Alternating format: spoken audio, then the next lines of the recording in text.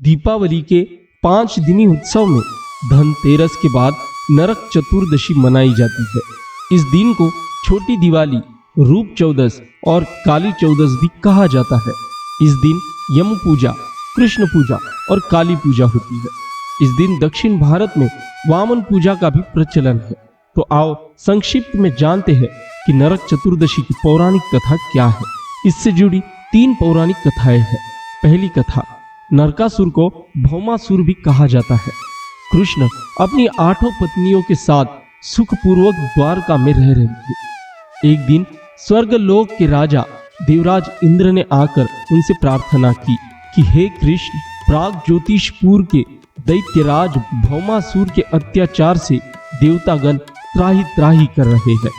क्रूर भौमासुर ने वरुण का छत्र, आदिति के कुंडल और देवताओं की मणि छीन ली है और वह त्रिलोक विजयी हो गया है। इंद्र ने कहा, भौमासुर ने पृथ्वी के कई राजाओं और आम जनों की अति सुंदर कन्याओं का हरण कर उन्हें अपने यहाँ बंदी गृह में डाल रखा है। कृपया आप हमें बचाइए प्रभु। इंद्र की प्रार्थना स्वीकार करके श्री कृष्ण अपनी प्रिय पत्नी सत्यभामा को साथ लेकर गरुड़ पर सवार हो प्रागत ज्योतिषपुर पहुंचे। वहां पहुंचकर भगवान श्री कृष्ण ने अपनी पत्नी सत्यभामा की सहायता से सबसे पहले मूर दैत्य सहित मूर के 6 पुत्रों ताम्र, अंतरिक्ष, श्रवण, विभावसु, नभश्वासन और अरुण का संहार किया। मूर दैत्य का वध हो जाने का समाचार सुन भौमासुर अपने अनेक सेनापतियों और दैत्यों की सेना को साथ लेकर युद्ध के लिए निकला। भौमासुर को स्त्री के हाथों मरने का श्राप था, इसीलिए भगवान श्री कृष्ण ने अपनी पत्नी सत्यभामा को सारथी बनाया और घोर युद्ध के बाद अंत में कृष्ण ने सत्यभामा की सहायता से उसका वध कर डाला। इस प्रकार भौमासुर को मारकर श्री कृष्ण ने उसके पुत्र भगदत्त को अभय दान देकर उसे प्राग ज्योतिष का राजा बनाया। बाद में यही भगदत्त कौरव की ओर से महाभारत युद्ध में लड़ता है। जिस दिन श्री कृष्ण ने भौमासुर का वध किया था उस दिन कार्तिक माह की चतुर्दशी थी, इसीलिए उसे नरक चतुर्दशी भी कहा जाता है। इस दिन कृष्ण ने भौमासुर अर्थात नरकासुर का वध किया था और उसकी कैद से लगभग 16,000 महिलाओं को मुक्त कराया था। इसी खुशी के कारण दीप जलाकर उत्सव मनाया जाता है। इसी के साथ एक दूसरी कथा भी जुड़ी हुई है। उसके अनुसार इस दिन दक्षिण भारत में वामन पूजा का भी प्रचलन है। कहते हैं कि इस दिन राजा बलि को भगवान विष्णु ने वामन अवतार में हर साल उनके यहाँ पहुँचने का आशीर्वाद दिया था। इसी कारण से वामन पूजा की जाती है। अनुसार राज बलि बोले, हे भगवान, अपने कार्तिक कृष्ण त्रयोदशी से लेकर अमावस्या की अवधि में मेरी संपूर्ण पृथ्वी नाप ली है। इसलिए जो व्यक्ति मेरे राज्य में चतुर्दशी के दिन यमराज के निमित्त दीपदान करेगा उसे यम यातना नहीं होनी चाहिए।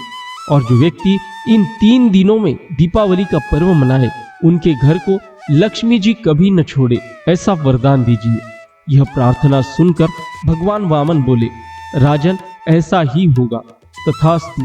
भगवान वामन द्वारा राजा बलि को दिए इस वरदान के बाद से ही नरक चतुर्थी के दिन यमराज के निमित्त व्रत पूजन और दीपदान का प्रचलन आरंभ हुआ। अब इससे जुड़ी तीसरी कथा यह है कि रंतिदेव नामक एक धर्मात्मा राजा थे जिन्होंने अनजाने में भी कोई पाप नहीं किया था। फिर भी जब मृत्यु का समय आया तो यमदूत उन्हें नरक ले जाने के लिए आ धमके। राजा ने कहा कि आप मुझ पर कृपा करें और बताएं कि मेरे किस अपराध के कारण मुझे नरक जाना पड़ रहा है। यह सुनकर यमदूत ने कहा कि हे राजन, एक बार आपके द्वार से एक ब्राह्मण भूखा लौट गया था। यह उसी पाप कर्म का फल है।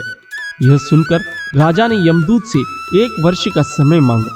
तब यमदूतों ने राजा को 1 वर्ष की मोहलत दे दी। राजा अपनी चिंता लेकर ऋषियों के पास पहुंचे और उन्हें अपनी सारी कहानी सुनाकर उनसे इस पाप से मुक्ति का उपाय पूछा। तब ऋषि ने उन्हें बताया कि कार्तिक मास की कृष्ण पक्ष की चतुर्दशी का व्रत करें और ब्राह्मणों को भोजन करवाकर उनके प्रति हुए अपने अपराधों के लिए क्षमा याचना करें। राजा ने वैसा ही किया जैसा ऋषियों ने उन्हें बताया।